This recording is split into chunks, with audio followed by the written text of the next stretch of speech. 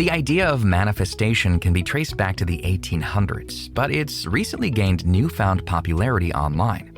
Though it may be easy to dismiss as a sham, the practice of speaking about your desires can be a powerful tool to reach your goals.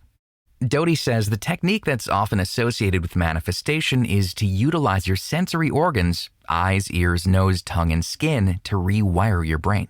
And what I mean by that is through repetition, you lay down neural pathways. And this is this idea of what fires together, wires together.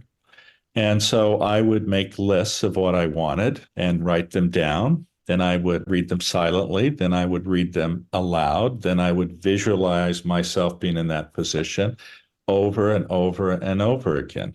Which embeds the intention into your mind. It uses a neural process called value tagging. Through our sensory organs, we have about 100 million bits of information coming to us every second, yet we're only able to process 50 to 100 on a conscious level.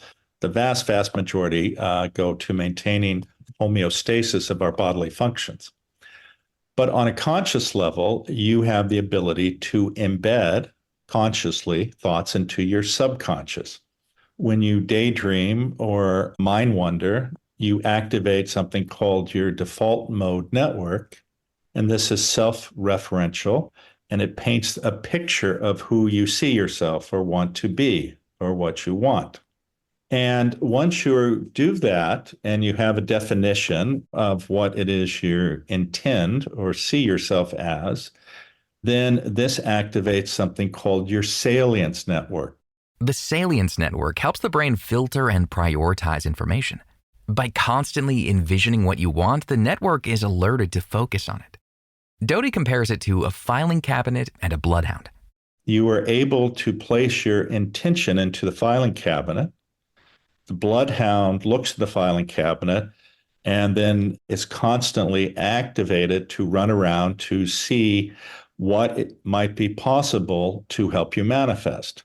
Meaning that if you're doing a different task, your subconscious stays focused on the intention you've connected importance to. If it's loud and somebody says your name, you still turn to your name, right? Even though normally, if that wasn't your name, you wouldn't turn to it at all. You wouldn't even hear it. And that's because your identity is deeply embedded and defines who you are. So your subconscious is always turned on.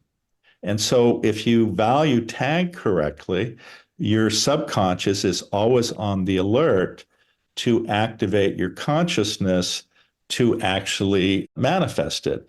And this is where the executive control network comes in. If you're stressed and anxious, the ability to access prior memory or experience, or listen, if you will, to your subconscious clearly is limited.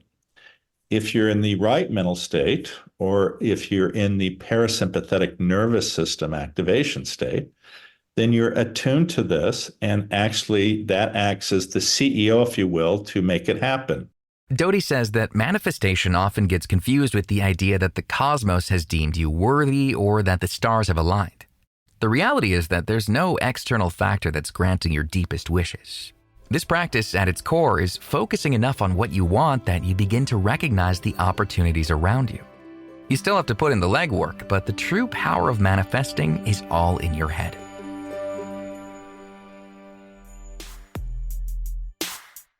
The common saying, beauty is pain, may make you think of uncomfortable shoes or an itchy sweater, but the truth is much more serious. So we've been using toxic chemicals in our fashion products for hundreds of years.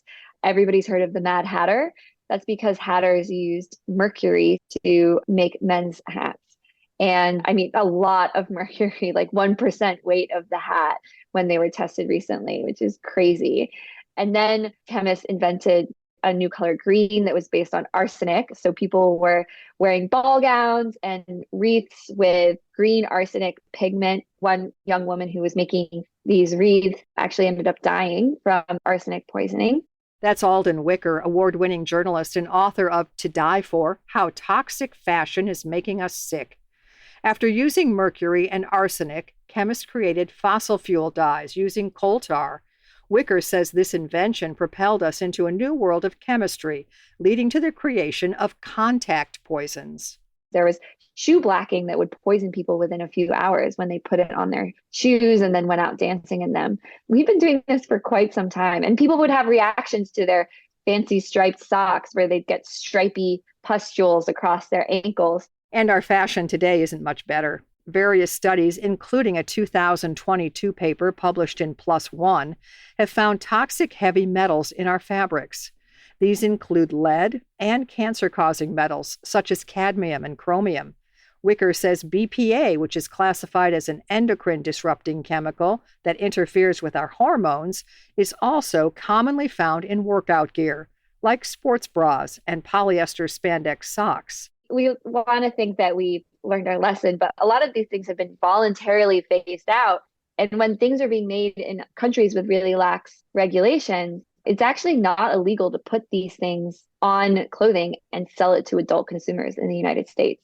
Our closets are filled with 100 different things that we wear all the time. And sometimes, like I said, it can take 2 or 3 days for a reaction to show up to clothing that you've put on your body. So some people, they end up going to the dermatologist, they get an allergy test, and some chemicals that are in fashion do come up as causing them an allergic reaction.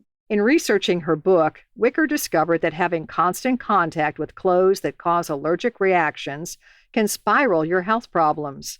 If you don't make a change, the reactions can evolve into chronic inflammation and increase your risk for autoimmune disorders. Wicker founded an online international guide on sustainable and ethical fashion called EcoHub to help consumers. She hopes this information will one day be standard practice in the fashion industry. We need actual ingredient lists on our clothing that shows us everything. We need to have the information and the transparency. We need more protection. In 2019, a researcher in China was sentenced to 3 years in prison after helping to produce genetically altered babies. He had modified genes in human embryos, hoping to create a resistance to HIV that will be passed down through generations. After news of this experiment spread, a group of prominent scientists, including those who helped develop CRISPR technology, called for a temporary international ban on genetically modifying eggs, sperm, or embryos. This group argued that proper regulations and procedures must be established before research continued. In the meantime, McNally says gene editing experiments have moved into different models. I feel like the field has really moved towards thinking about doing gene editing in somebody who's already born. I feel like that's where the field is right now. And notice I'm not saying adults, because I think there still are children that are really who you would take the risk of doing this type of therapy for a child who has a bad disease and you have a capacity to change a life and save a life. You would take that risk. We do that all the time in medicine. We undergo difficult surgeries. We do all sorts of things knowing that we're placing that child at risk because we see a reasonable hope of treating that person. Though we'd all like to believe that any FDA-approved treatment is only going to help us, we gamble with our health every time we undergo surgery, get a CT scan, or even take antibiotics. McNally says the advantages of gene editing are endless, but the technology isn't perfect. I think what people see as the big risk right now is what's the fidelity of your genetic correction approach? Can you do it precisely? Can you do it, meaning you're going to hit only that target that you want to hit? No bystander off-target effects. And can you do it efficiently? In other words, if you're only fixing 1 out of every 100 cells and you need to fix 90 out of 100 cells to get an effect, well, then that's not good enough. So it has to do with how efficient it is and how precise it is. While there are many upsides to this technology, McNally argues that at the end of the day, it's not above other scientific innovations. I think it's important to avoid genetic exceptionalism. There's this long history of genetics as being treated as this very special thing and that it has to have different rules around it. But I think we want to continually apply what our standards for medical practice, which is we take risk when it's worth risk.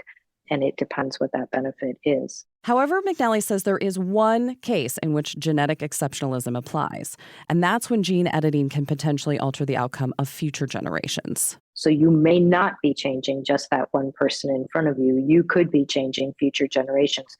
If you have also changed their germline, if you've changed the sperm and the eggs that make up that individual, you're not making that decision for one person, you're making that decision potentially for many.